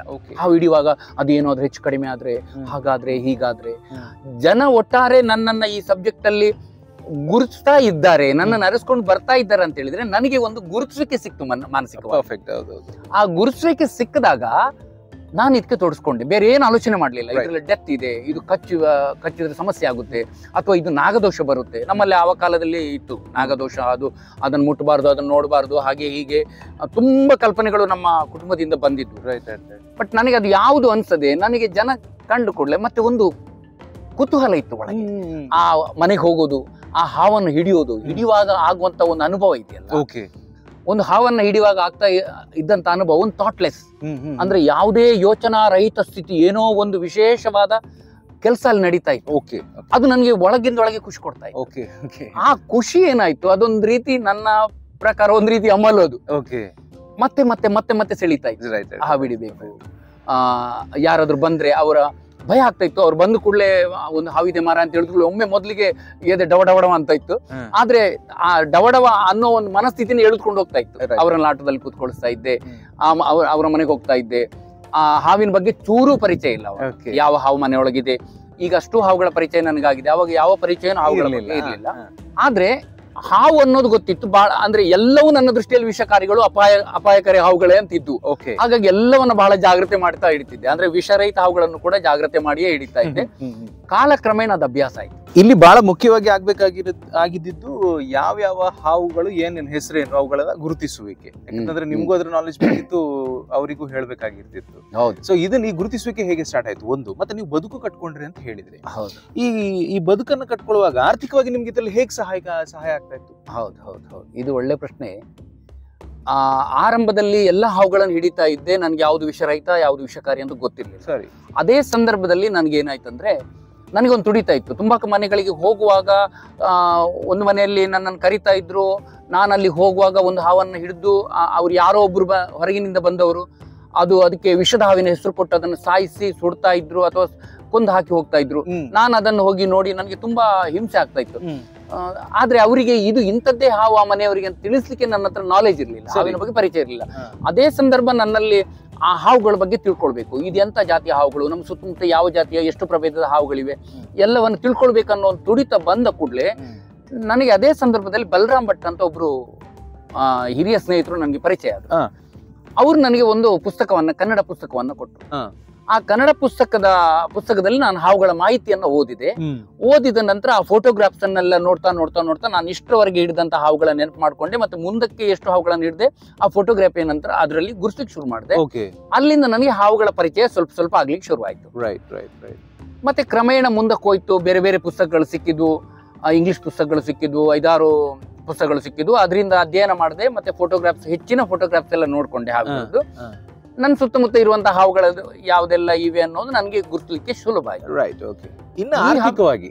ಈ ಹವ್ಯಾಸ ಇನ್ನು ಬೆಳೀತಾ ಹೋಯ್ತು. ದಿನಕ್ಕೆ 2-3 ಕರೆಗಳು ಬರ್ಲಿಕ್ಕೆ ಶುರು ಮಾಡಿದ್ವು, 4-5 ಆಯ್ತು, 10 ಆಯ್ತು, ದಿನಕ್ಕೆ ಬರ್ಲಿಕ್ಕೆ ಶುರು ಮಾಡಿದ್ವು. ನಾನು ಸ್ಟ್ಯಾಂಡ್ ಅಲ್ಲಿ ಬಂದು ಕ್ಯೂ ಹಿಡಿದು ಆಟೋ ಹಿಡಿದು ನಿಲ್ತಾ ಇದ್ದೆ, ಆದ್ರೆ ಹಾವು ಹಿಡಿಲಿಕ್ಕೆ ಜನಗಳು ಬರ್ತಾ ಇದ್ರು. ಆವಾಗ ನನ್ನ ಸಮಸ್ಯೆ ಏನಾಯ್ತಂದ್ರೆ, ನಾನು ಬೇರೆಯವ್ರ ಆಟೋದಲ್ಲಿ ದುಡಿತಾ ಇದ್ದೆ. ನನಗೆ ಸ್ವಂತ ಆಟೋ ಇರ್ಲಿಲ್ಲ. ನಾನು ದುಡಿಯೋದು ಕೂತ್ಕೊಳ್ಳಿ, ಸಂಜೆ ಅವರ ಮನೆಗೆ ಆಟೋ ಬಿಡುವಾಗ ನಾನು ಇಂತಿಷ್ಟು ಅವ್ರಿಗೆ ಕೊಡ್ಲಿಕ್ಕೆ ಉಂಟು, ಆ ಮೊತ್ತ ಕೊಡ್ಲಿಕ್ಕೆ ಆಗ್ತಾ ಇರ್ಲಿಲ್ಲ. ಇಲ್ಲಿ ಏನಾಗಿದೆ ಅಂದ್ರೆ, ಇಲ್ಲಿ ನಾನು ಯಾವ ಹಾವು ಹಿಡಿದಕ್ಕೂ ಇಂತಿಷ್ಟು ಪ್ರಮಾಣ ದುಡ್ಡನ್ನು ನಾನು ತಕೊಳ್ತಾ ಇರ್ಲಿಲ್ಲ. ನನಗೆ ಅದು ತುಂಬಾ ಸಂಕೋಚ ಇತ್ತು. ಮತ್ತೆ ಅದು ಅಲ್ಲ, ನನ್ಗೆ ಗೊತ್ತಿಲ್ಲ, ಒಟ್ಟಾರೆ ನನ್ಗೊಂದು ಸೇವೆ ಮಾಡ್ಬೇಕು, ಜನ ನನ್ನನ್ನು ಕರೀತಾರೆ, ನಾನು ಕೆಲಸ ಮಾಡ್ಬೇಕು, ಅವರ ಭಯ ನಿವಾರಣೆ ಮಾಡ್ಬೇಕು, ನನಗೆ ಖುಷಿ ಆಗ್ಬೇಕು. ಆ ಥಾಟಲ್ಲಿ ನಾನು ಕೆಲಸ ಮಾಡಿದೆ. ಅವರಿಗೆ ಈಗ ನಾನು ದುಡ್ಡು ಕೊಡ್ಬೇಕು, ಆಟೋ ಮಾಲಕರಿಗೆ ಕೊಡ್ಬೇಕು. ನಾನು ಆ ಸಂದರ್ಭ ನನಗೆ ಕಷ್ಟ ಆಗ್ತಿತ್ತು. ಕೆಲವರು ಕೊಡ್ತಾ ಇದ್ರು, ಇಲ್ಲ ಅಂತಲ್ಲ. ಕೆಲವರು ನಾನು ತುಂಬಾ ಕಡೆ ನೋಡಿದ್ದೇನೆ, ಕೆಲವರು 15 ರೂಪಾಯಿನೂ ಕೊಡ್ತಾ ಇದ್ರು ಹಾವು ಹಿಡಿದದ್ದಕ್ಕೆ, ಕೆಲವರು 10 ರೂಪಾಯಿ ಕೊಡ್ತಾ ಇದ್ರು, ಕೆಲವರು 50 ರೂಪಾಯಿ ಕೊಟ್ಟದ್ದಿದೆ. ಆದ್ರೆ ನಂಬುವಂತದ್ದು ಇರ್ಲಿಲ್ಲ, ಇಂತಿಷ್ಟೇ ಕೊಡ್ತಾರೆ ಅಂತ. ಕೆಲವರು ಏನು ಕೊಡ್ತಾ ಇರ್ಲಿಲ್ಲ. ಆ ಸಂದರ್ಭ ನನಗೆ ಕಷ್ಟ ಆಗ್ಲಿಕ್ಕೆ ಶುರು ಆಯ್ತು. ಕಷ್ಟ ಆಗ್ಲಿಕ್ಕೆ ಶುರು ಆದ ನಂತರ ನಾನು ಏನ್ ಮಾಡಿದೆ, ಒಂದಿಷ್ಟು ಸಣ್ಣ ಪ್ರಮಾಣದ ಅಮೌಂಟ್ ಅನ್ನು ಫಿಕ್ಸ್ ಮಾಡ್ಲಿಕ್ಕೆ ಶುರು ಮಾಡಿದೆ. ಇಂತಿಷ್ಟು ಒಂದು ಹಾವು ಹಿಡಿದದಕ್ಕೆ ಒಂದು ಬಾಡಿಗೆ, ಆಟೋ ಬಾಡಿಗೆ ಕೂಡ ಸೇರಿಸಿ ನಾನು ತಗೊಳ್ಳಿಕ್ಕೆ ಶುರು ಮಾಡಿದೆ. ಶುರು ಮಾಡ್ತಾ ನನಗೆ ದಿನಕ್ಕೊಂದು 10, 8, 7 ಹಾವುಗಳನ್ನ ಹಿಡಿದಾಗ ಒಂದಿಷ್ಟು ಮೊತ್ತ ಬರ್ಲಿಕ್ಕೆ ಶುರುವಾಯ್ತು. ಆ ಮೊತ್ತ ಬಂದಿದ್ರಿಂದ ನಾನೇನ್ ಮಾಡಿದೆ, ಇವರು ಮಾಲಕರಿಗೆ ಕೊಡ್ಲಿಕ್ಕಾಯ್ತು, ನನ್ನ ಮನೆ ಖರ್ಚಿಗೂ ಅಂತ ಆಯ್ತು. ಹಾಗೆ ಮುಂದುವರಿತು. ಮೊದಲನೇದಾಗಿ ನಿಮ್ಮ ಪ್ರಶ್ನೆ ಅದೇ, ನಾನು 35 ವರ್ಷಗಳಲ್ಲಿ ಇಲ್ಲಿವರೆಗೆ ನಾನು ಸಂರಕ್ಷಣೆ ಮಾಡಿದ ಹಾವುಗಳು 28,000 ಈವರೆಗೆ ಆದ ದಾಖಲೆಯನ್ನು ಬರೆದಿಟ್ಕೊಂಡಿದ್ದೇನೆ. ಪ್ರತಿ ಮನೆಯಲ್ಲಿ ಹಾವು ಹಿಡಿದದ್ದು, ಆ ಅಡ್ರೆಸ್, ಆ ತಾರೀಕು, ಸಮಯ ಎಲ್ಲವನ್ನ ನಾನು ಬರೆದಿಟ್ಕೊಂಡು ಅಭ್ಯಾಸ ಮಾಡಿದ್ದೇನೆ. ಒಟ್ಟು 28,000 ಹಾವುಗಳನ್ನು ಹಿಡಿದ ದಾಖಲೆ ನನ್ನ ಹತ್ರ ಇದೆ. ಈ 28,000 ಹಾವುಗಳ ಹಿಡಿದ ದಾಖಲೆಯಲ್ಲಿ ನನಗೆ 13 ಬಾರಿ ವಿಷದ ಹಾವುಗಳಿಂದ ಕಡಿತ ಆಗಿದೆ. ಸಾಕಷ್ಟು ಕಡೆಗಳಲ್ಲಿ ಇದನ್ನು ಹೇಳಿದೆ ನಾನು. 11 ಬಾರಿ ನಾಗರಾವ್ ಕಚ್ಚಿದೆ, 1 ಬಾರಿ ಕಡಂಬಳ ಕಚ್ಚಿದ ದಾಖಲೆ, ಇನ್ನೊಂದು ಬಾರಿ ಕಾಳಿಂಗ ಸರ್ಪ ಸ್ಕ್ರಾಚ್. ಈ 13 ಬಾರಿಯ ಘಟನೆಗಳು ಕೂಡ ನನ್ನನ್ನ ಈ ಹಾವುಗಳ ಕ್ಷೇತ್ರದಲ್ಲಿ ನನಗೆ ವಿಶೇಷವಾದ ಜ್ಞಾನವನ್ನ ಕೊಟ್ಟಂತ ಅನುಭವಗಳು. 13 ಘಟನೆಗಳು ಏನಿವೆ, ಇದು ಮಾರಣಾಂತಿಕ ಅಂತ ನಾವು ಸಾವಿನ ಬಗ್ಗೆ ಯೋಚನೆ ಮಾಡಿದ್ರು ಕೂಡ ಇದು ಜೀವನದಲ್ಲಿ ಬಹಳ ದೊಡ್ಡ ಪಾಠವನ್ನ, ದೊಡ್ಡ ಅನುಭವವನ್ನ ಕಟ್ಟಿಕೊಂಡಂತ ಘಟನೆಗಳು. ಹಾಗಾಗಿ ನನಗೆ ಹಾವುಗಳ ಇಡೀ ಒಂದು ಹಾವುಗಳ ಜೀವನದಿಂದ ಮನುಷ್ಯನಿಗೆ ಯಾವ ರೀತಿಯ ಅಪಾಯ ಹೇಗೆ ಬರುತ್ತೆ ಅನ್ನೋದ್ರ ಬಗ್ಗೆ ನನಗೆ ಮಾತಾಡ್ಲಿಕ್ಕೆ ಒಂದು ಅವಕಾಶ ಸಿಕ್ಕಿತ್ತು. ಹೌದು. ಸೊ ಈಗ ಅಷ್ಟು ಅನುಭವಗಳಲ್ಲಿ ನೀವು ರೋಚಕ ಅಂತ ಹೇಳಿದ್ರಿ, 13 ಘಟನೆಗಳು ಕೂಡ ರೋಚಕವೇ. ಒಂದೊಂದು ಘಟನೆಗಳನ್ನು ಹೇಳ್ತಾ ಹೋದ್ರೆ ಇದುಂಟು, ಅಂದ್ರೆ ಅದಕ್ಕೆ ಕೆಲವು ಕಡೆ ಈ ವಿಷಯವನ್ನ ನಾನು ಶೇರ್ ಮಾಡ್ಕೊಂಡಿದ್ದೇನೆ. ಹಾಗಾಗಿ ಈಗ ಒಂದು ಘಟನೆಯನ್ನ ನಿಮ್ಮ ಮುಂದೆ ನಾನು ಇಡ್ಲಿಕ್ಕೆ ಹೇಳ್ತೇನೆ. ನಾನು ಒಂದು ಕಡೆ ನನಗೆ ಬ್ರಹ್ಮಾವರದಲ್ಲಿ ಒಂದು ಹಾವು ಕಚ್ಚಿದೆ. ರಾತ್ರಿ ವೇಳೆ ಆ ಮನೆಗೆ ಹೋದೆ. ರಾತ್ರಿ ವೇಳೆ ಆ ಮನೆಗೆ ಹೋದ್ವಿ. ಅಲ್ಲಿ ಹಾವು ಒಂದು ಏನು ರೀಪುಗಳ ರಾಶಿಯಲ್ಲಿ, ಕಟ್ಟಿಗೆ ರಾಶಿಯಲ್ಲಿ ಇತ್ತು. ಹಾವನ್ನ ಹಿಡಿದು ಎತ್ತಿದಾಗ ಎದುರುಗಡೆ ಒಬ್ಬ ವ್ಯಕ್ತಿ ಓಡಿ ಹೋದ. ಅದನ್ನ ನೋಡಿ ಅದು ತಿರುಗಿ ನನ್ನ ಕೈ ಕಚ್ಚಿತ್ತು. ಕಚ್ಚಿದ ಕೂಡಲೇ ನಾನೇನ್ ಮಾಡಿದೆ, ಬ್ರಹ್ಮಾವರದಿಂದ ನನಗೆ ಇಲ್ಲಿ ಬರ್ಬೇಕಾದ್ರೆ ಸುಮಾರು ಒಂದು 8 ಕಿಲೋಮೀಟರ್ 10 ಕಿಲೋಮೀಟರ್ ಆಗ್ತದೆ ಆಸ್ಪತ್ರೆಗೆ ಬರ್ಬೇಕಾದ್ರೆ. ಕಚ್ಚಿದ ಕೂಡಲೇ ನಾನು ಕಾರಲ್ಲಿ, ನಾನು ಓಮ್ನಿ ಕಾರ್ ಇತ್ತವಾಗ, ಓಮ್ನಿಯಲ್ಲಿ ಕೂತ್ಕೊಂಡು ಗಾಡಿ ಸ್ಟಾರ್ಟ್ ಮಾಡಿದೆ. ಒಂದ್ ಕಡೆಯಲ್ಲಿ ಭಯ ಆಗ್ತಾ ಇದೆ. ಪ್ರಥಮ ಚಿಕಿತ್ಸೆ ಮಾಡ್ಕೊಂಡೆ, ಕೆಲವು ಕಟ್ಟುಗಳನ್ನ ಹಾಕೋ ಕ್ರಮದಲ್ಲಿ ಮಾಡ್ಕೊಂಡೆ. ನನಗಿಂತ ಆ ಮನೆಯವರು ಸಿಕ್ಕಾಪಟ್ಟೆ ಭಯ ಬಿದ್ದುಬಿಟ್ಟಿದ್ದಾರೆ. ಅವ್ರು ಎಲ್ಲಿ ತನಕ ಭಯ ಬಿಟ್ಟಿದ, ಈ ರೋಚಕ ಅಂತ ಹೇಳಿದ್ಕೊಳ್ಳಿ ನನ್ ನೆನಪದ್ದು, ಎಲ್ಲಿ ತನಕ ಭಯ ಬಿದ್ದಿದಾರ ಅಂದ್ರೆ ಅವ್ರು ನನ್ಗೆ ಧೈರ್ಯ ಹೇಳ್ಬೇಕಿತ್ತು. ಏನು ಅಷ್ಟು ಜನ ಇದ್ದಾರಲ್ಲ, ಒಂದು 20-25 ಜನ ಸೇರಿದ್ದಾರೆ ವಠಾರದಲ್ಲಿ, ಯುವಕರು, ಹಿರಿಯರು, ಹೆಂಗಸರು ಎಲ್ಲ ಸೇರಿದ್ದಾರೆ, ಎಲ್ಲ ನಿಂತ್ಕೊಂಡಿದ್ದಾರೆ. ಆದ್ರೆ ಆ ಸಂದರ್ಭ ಅವ್ರಿಗೆ ಯಾವ ರೀತಿ ಶಾಕ್ ಆಗಿದೆ ಅಂದ್ರೆ, ಅಷ್ಟು ಜನರಿಗೆ ಎಲ್ರಿಗೂ ಒಬ್ರೊಬ್ಬರಿಗೆ ಹಾವು ಕಟ್ತಿದೆ. ಆ ಮಟ್ಟಕ್ಕೆ ಅವ್ರು ಎದುರು ಬಿಟ್ಟಿದ್ದಾರೆ. ಅವರು ಯಾರು ಏನು ಮಾಡ್ತಾ ಇಲ್ಲ. ನಾನು ಏನ್ ಮಾಡಿದೆ, ಗಾಡಿ ಸ್ಟಾರ್ಟ್ ಮಾಡಿದೆ, ಹಾವನ ಚೀಲಕ್ಕೆ ಹಾಕಿದೆ, ಗಾಡಿ ಸ್ಟಾರ್ಟ್ ಮಾಡಿ ರಿವರ್ಸ್ ತೆಗ್ದೆ. ರಿವರ್ಸ್ ತೆಗೆಯುವ ಗಾಬರಿಯಲ್ಲಿ ಹಿಂದ್ಗಡೆ ಒಂದು ಗೋಡೆಗೂ ಕೂಡ ಹೊಡೆದೆ. ಕಾರ್ ಹೊಡೀತು. ನಾನು ಒಬ್ರನ್ನ ಕರೆದೆ, ಆ ಮನೆಯವ್ರನ್ನ ಕರೆದೆ, ಬನ್ನಿ ನೀವು ಕೂತ್ಕೊಳ್ಳಿ ಅಂತ, ಕೂತ್ಕೊಳ್ಳಿ, ಆಸ್ಪತ್ರೆ ಹೋಗುವ, ಕೂತ್ಕೊಳ್ಳಿ, ನೀವೇನೇದ್ರು ಬೇಡಿ ಅಂತ ಅವರಿಗೆ ಧೈರ್ಯ ಹೇಳಿದೆ. ಅವ್ರು ಕೂತ್ಕೊಂಡ್ರು, ಗಾಡಿಯಲ್ಲಿ ಕೂತ್ಕೊಂಡ್ರು. ಮತ್ತೆ ವೇಗವಾಗಿ ಕಾರ್ ಬರ್ತಾ ಇತ್ತು. ಅವ್ರು ಬರುವಾಗ ಒಂದೇ ಒಂದು ಮಾತಾಡದೆ ಶಾಕ್ ಆದ ರೀತಿಯಲ್ಲಿ ಇದ್ರು. ಅವರಿಗೆ ನನ್ಗನ್ನಿಸ್ತು, ನನಗೆ ಹಾವು ಕಚ್ಚಿದ ನನಗೆ ಜನರ ಭಯ ನೋಡಿ ನಾನು ಆಸ್ಪತ್ರೆಗೆ ಬರುವವರೆಗೆ ಅವರಿಗೆ ಧೈರ್ಯ ಹೇಳ್ತಾ ಅವರನ್ನು ಎಚ್ಚರ ಮಾಡ್ತಾ ಬರ್ತಾ ಇದ್ದೆ. ಇದೊಂದು ನನಗೆ ಈಗಲೂ ನೆನಪಿರುವಂತ ಘಟನೆ. ನನಗೆ ಭಯ ಆಗಿದೆ, ನಾನು ನನ್ನ ಬಗ್ಗೆ ನಾನು ಆಲೋಚನೆ ಮಾಡ್ಬೇಕು, ಬಟ್ ನನಗೆ ಅವಕಾಶ ಇಲ್ಲ. ಅದು ಅವರಿಗೆ ನಾನು ಧೈರ್ಯ ಕೊಡ್ತಾ ಬರ್ತಾ ಇದ್ದೆ. ಅದು ಒಂದು ಅನುಭವ. ಆಸ್ಪತ್ರೆಗೆ ಬಂದೆ, ಮಿತ್ರ ಆಸ್ಪತ್ರೆಯಲ್ಲಿ ಅಡ್ಮಿಟ್ ಆದೆ, 1 ವಾರ ಆಸ್ಪತ್ರೆಯಲ್ಲಿ ಇದ್ದೆ, ಮತ್ತೆ ಡಿಸ್ಚಾರ್ಜ್ ಆಗಿ ಬಂದೆ. ಇದೊಂದು ಘಟನೆ. ಆರಂಭದಲ್ಲಿ ಒಂದು ರೀತಿಯ ತಾಸ್ತಾರ ಭಾವನೆಯಲ್ಲೂ ನೋಡಿದವರಿದ್ದಾರೆ. ಒಂದು ರೀತಿ ಹೌದು, ತುಂಬಾ ಚೀಪ್ ಆಗಿ ಅವ್ನು ಹಾವು ಹಿಡಿಯುವ, ಅವ್ನು ಕೇರೆ ಹಿಡಿಯುವ, ಅವನು ಒಂದು ರೀತಿ. ಆದ್ರೆ ಅದೇ ಅವರ ಮನೆಗೆ ಹಾವು ಬಂದಾಗ ವಿಚಿತ್ರವಾದ ಗೌರವ ಕೊಡ್ತಿದ್ರು. ಹಾವು ಹಿಡಿಯುವಾಗ ಅಂದ್ರೆ ನಾನು ನೋಡಿದ್ದೇನೆ, ಹಾವು ಹಿಡಿಯುವಾಗ ನಾವು ಅವ್ರಿಗೆ ದೇವ್ರು, ಹಿಡಿದ ನಂತರ ಅವ್ನು ಕೇರೆ ಹಿಡಿಯುವ, ತುಳುವಲ್ಲಿ ಕೇರೆ ಪತ್ತುನೆ. ತುಂಬಾ ತಾತ್ಸಾರವಾಗಿ ತುಂಬಾ ಜನ ಆಡ್ಕೊಂಡದ್ದೇ ಇದ್ದಾರೆ. ನನ್ನ ಸ್ನೇಹಿತರ ವಲಯದಲ್ಲೇ ನನ್ನನ್ನ ಆ ರೀತಿ ಇದ್ ಮಾಡಿದವ್ರು ಇದ್ದಾರೆ. ಅವನಿಗೆ ಕೇರೆ ಹಿಡಿಯುವ ಮಾರೆ, ಅವನು ಇದ್ದಾನಲ್ಲ ಕೇರೆ ಹಿಡಿಯುವ, ಹೌದು, ಒಂದ್ ರೀತಿ ತಾಸ್ತಾರದಲ್ಲಿ ನೋಡಿದವರು ಇದ್ದಾರೆ. ಅದನ್ನೆಲ್ಲ ನಾನು ಗಮನಿಸಿದ್ದೇನೆ. ಎಲ್ಲಿ ತನಕ ಅದು ನನಗೆ ನನ್ನ ಒಂದು ವಲಯದಲ್ಲಿ, ಸಮಾಜದಲ್ಲಿ, ನನ್ನ ಸುತ್ತಮುತ್ತ ಜನರಿಂದ ಆ ರೀತಿಯ ಅವಮಾನಗಳನ್ನೆಲ್ಲ ನಾನು ಕಂಡುಕೊಂಡಿದ್ದೇನೆ. ಅದೊಂದು ದೊಡ್ಡ ವಿಷಯ ಅಂತ ಅವಾಗ ಅನ್ಸ್ಲಿಲ್ಲ ನನಗೆ. ಯಾಕಂದ್ರೆ ನನ್ನ ದಾರಿ ಅದೇ ಆಗಿತ್ತು. ನನಗೆ ಹೋಗಬೇಕು, ಒಟ್ಟಾರೆ ನನಗೆ ಖುಷಿ ಕೊಡುವಂತದ್ದು. ಸಮಾಜ ಏನೇ ಅಂದ್ಕೊಳ್ಳಿ, ನನಗೇನು ಅದರಲ್ಲಿ ಏನು ಲೇನದೇನೋ ಇಲ್ಲ. ನಾನು ನನ್ನದೇ ಹವ್ಯಾಸ ರೂಢಿಸ್ಕೊಂಡೆ. ಆದ್ರೆ ಒಂದು ಅನುಭವ ನನಗೆ ತುಂಬಾ ನೋವು ಕೊಟ್ಟಂತ ಒಂದು ಅನುಭವ. ನನಗೆ ಆಸ್ಪತ್ರೆಯಲ್ಲಿ ನಾನು ಒಂದು ಘಟನೆ ಈಗ ನೆನಪಾಗ್ತಾ ಇದೆ. ನನಗೆ ಅದು ಮತ್ತೆ ತಿಳಿಯುತ್ತದು. ನಾನು ನಾಗರಾವ್ ಕಚ್ಚಿ ಕೋಮಕ್ ಹೋದೆ. ಕೋಮಕ್ ಹೋಗಿ ಆಸ್ಪತ್ರೆಯಲ್ಲಿ ಇರುವಾಗ್ಲೇ ಅನ್ಕಾನ್ಶಿಯಸ್ ಕೋಮಕ್ ಹೋಗಿದ್ದೆ ನಾನು. ಕೋಮದ ಅನುಭವ ಮೊದಲೇ ಹಂಚ್ಕೊಂಡಿದ್ದೆ ನಾನು. ಕೋಮಕ್ ಹೋದೆ. ಕೋಮಕ್ ಹೋದ ನಂತರ ಅಲ್ಲಿ 2 ಡಾಕ್ಟರ್ಸ್ ಇದ್ರು. ಅಂದ್ರೆ ಒಬ್ಬ ಸೀನಿಯರ್ ಡಾಕ್ಟರ್ ಅವರು ನನ್ನ ನೋಡ್ತಾ ಇದ್ದವರು, ನಾನು ಕೋಮಕ್ ಹೋದ ಸ್ಥಿತಿಯನ್ನ ನೋಡ್ಕೊಂಡು ತಕ್ಷಣ ಅವ್ರು ಟ್ರೀಟ್ಮೆಂಟ್ ಮಾಡ್ತಾ ಇದ್ದವರು ನಮ್ಮ ಮನೆಯವರಿಗೆ ಮತ್ತೆ ಜೂನಿಯರ್ ಡಾಕ್ಟರ್ಗೆ ಹೇಳಿದ್ರಂತೆ, ಇದು ಹೋಯ್ತು ಮಾರಾಯ ಅಂತ, ಇದು ಹೋಯ್ತು ಮಾರಾಯ ಅಂತ ಹೇಳಿ ಎದ್ದುಕೊಂಡು ಹೋಗಿಬಿಟ್ರು. ಇವರು ಜೂನಿಯರ್ ಡಾಕ್ಟರ್ ಏನ್ ಮಾಡಿದ್ರು, ಸೀನಿಯರ್ ಡಾಕ್ಟರ್ ಹೋದ ಕೂಡ್ಲೆ ನನ್ನ ಮನೆಯವ್ರಿಗೆ ಹೇಳಿದ್ರಂತೆ, ನೀವು ಈಗಲೇ KMC ಆಸ್ಪತ್ರೆಗೆ ಇವರನ್ನ ಅಡ್ಮಿಟ್ ಮಾಡಿದ್ರೆ ಬದುಕು ಉಳಿಯುವ ಸಾಧ್ಯತೆ ಇದೆ, ತಕ್ಷಣ ಕೆಲಸ ಮಾಡಿ ಅಂತ ಹೇಳಿದ್ರಂತೆ. ಮನೆಯವರು ಮತ್ತೆ ನನ್ನ ಸ್ನೇಹಿತ ವರ್ಗ ಏನ್ ಮಾಡ್ತು, ತಕ್ಷಣ ನನ್ನ ಆಗ್ಲೇ KMC ಆಸ್ಪತ್ರೆಗೆ ಕೊಂಡೋಗಿ ಅಡ್ಮಿಟ್ ಮಾಡ್ತು. ಆದ್ರಿಂದ ಬದುಕು ಉಳಿದೆ. ನೋಡಿ, ಅಲ್ಲೂ ಕೂಡ ಒಂದ್ ರೀತಿಯ ತಾಸ್ತಾರ ಇದೆ. ಸೀನಿಯರ್ ಡಾಕ್ಟರ್ ಅವ್ರು ಟ್ರೀಟ್ಮೆಂಟ್ ಮಾಡಿದವರು ಅವ್ರು ಯಾಕೆ ಕೈ ಬಿಟ್ಟು ಹೋದ್ರು, ಇದು ಹೋಯ್ತು ಮಾರಾಯ ಅಂತ ಹೇಳ್ಬಿಟ್ಟು. ಅಂದ್ರೆ ಅಲ್ಲಿವರೆಗೆ ಸಮಾಜ ಸೇವೆ ಮಾಡ್ತಿದ್ದಂತ ಒಬ್ಬ ವ್ಯಕ್ತಿ, ಸಮಾಜದ ಒಂದಷ್ಟು ಜನರ ಭಯವನ್ನ ನಿವಾರಣೆ ಮಾಡ್ತಾ ತನ್ನ ಜೀವವನ್ನ ಒತ್ತೆ ಇಟ್ಟು ಕೆಲಸ ಮಾಡಿದಂತ ವ್ಯಕ್ತಿ ಒಂದು ಆಸ್ಪತ್ರೆಯಲ್ಲಿ ಬಿದ್ದಾಗ ಹೆಣವ ಆಗ್ಲಿಲ್ಲ ಇನ್ನು, ಆಗೊಂದು ಸಂದರ್ಭವನ್ನು ಬಿಟ್ಟು ಎಷ್ಟು ತಾತ್ಸಾರವಾಗಿ ಹೇಳಿಬಿಟ್ರು ಅನ್ನೋ ಒಂದು ನೋವು ನನಗೆ ಕಾಡಿದ್ದು. ಹೌದು, ಯಾಕಂದ್ರೆ ಏನು ವಿದ್ಯಾವಂತರ ವಲಯ ಅದು. ಕರೆಕ್ಟ್.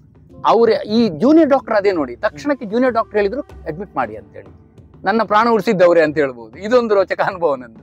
ನಾನು ಆಗ್ಲೇ ನಿಮ್ಗೆ ಹೇಳಿದೆ, ಆರಂಭದಲ್ಲಿ ಅವುಗಳ ಪರಿಚಯ ಇರಲಿಲ್ಲ, ಪುಸ್ತಕಗಳನ್ನ ಓದಿದೆ, ಓದ್ತಾ ಬಂದೆ, ಜನರಲ್ಲಿ ಇರುವಂತ ನಂಬಿಕೆಗಳನ್ನ, ತಪ್ಪು ನಂಬಿಕೆಗಳನ್ನೆಲ್ಲ ಗ್ರಹಿಸ್ತಾ ಬಂದೆ. ಆಗ ನನಗೆ ಅನಿಸಿದ್ದು, ಆದಷ್ಟು ನಾವು ಜನರಲ್ಲಿ ಜಾಗೃತಿ ಮೂಡಿಸುವಂತ ಕೆಲಸ ಆಗ್ಬೇಕು. ನಮ್ಮ ಪರಿಸರದಲ್ಲಿ ಇರುವಂತ ಜೀವ ಜಂತುಗಳ ಬಗ್ಗೆ, ಮುಖ್ಯವಾಗಿ ಹಾವುಗಳ ಬಗ್ಗೆ ಜನರಲ್ಲಿ ನಾಲೆಜ್ ಕಡಿಮೆ ಇದೆ, ಅದನ್ನ ನಾವು ಅವರಿಗೆ ತುಂಬಬೇಕು. ಆ ನಿಟ್ಟಿನಲ್ಲಿ ನನ್ಗೆ ಅನ್ಸಿದ್ದು ಬರಿಬೇಕು ಅಂತ. ಈ ಬರಿಬೇಕು ಅನ್ನೋದ್ರ ಹಿಂದೆ ಒಂದು ಇದಿದೆ. ನಾನು ಸುಮಾರು ನಾನು 7-8ನೇ ಕ್ಲಾಸಲ್ಲಿ ಇರುವಾಗ್ಲೇ ನಾನು ಕಾದಂಬರಿಗಳನ್ನ ಓದ್ಲಿಕ್ಕೆ ಶುರು ಮಾಡಿದ್ದೆ. ಆರಂಭದಲ್ಲಿ ಅನೇಕ ಕನ್ನಡ ಕಾದಂಬರಿಗಳನ್ನ ಒಬ್ಳು ಜಯಣ್ಣ ಅಂತ ಇದ್ರು, ಅವರು ತುಂಬಾ ಆಳವಾಗಿ ಕಾದಂಬರಿಗಳನ್ನು ಓದ್ತಾ ಇದ್ರು. ಅವರನ್ನು ನೋಡಿ ನಾನು ಪುಸ್ತಕ ಪಡೆದುಕೊಂಡು ಅಲ್ಲಿಂದ ಕಾದಂಬರಿ ಓದುವ ಅಭ್ಯಾಸ ನನ್ಗಾಯ್ತು. ಆ ಅಭ್ಯಾಸ ಆದ ನಂತರ ಈ ಓದು ಏನಾಯ್ತಂದ್ರೆ, ಓದು ಒಳಗೆ ಇತ್ತು. ಓದು ನಾವು ಏನು ಓದ್ತೀವಿ ಅದು ಬರವಣಿಗೆ ರೂಪದಲ್ಲಿ ಹೊರಗೆ ಬರುತ್ತೆ ಒಂದಲ್ಲ ಒಂದಿನ, ಬರೀಲಿಕ್ಕೆ ನಾವು ಆಸಕ್ತಿ ಪಟ್ರೆ. ಅವಾಗ ಅನ್ಸಿದ್ದು, ಹಾವುಗಳ ಬಗ್ಗೆನೆ ನಾನು ಯಾಕೆ ಬರಿಬಾರ್ದು? ಹಾವುಗಳ ಬಗ್ಗೆ ಕನ್ನಡದಲ್ಲಿ ಸರಳವಾದ ಪುಸ್ತಕ ಯಾರೂ ಬರ್ದಿಲ್ಲ ಕರ್ನಾಟಕದಲ್ಲಿ ಈವರೆಗೆ.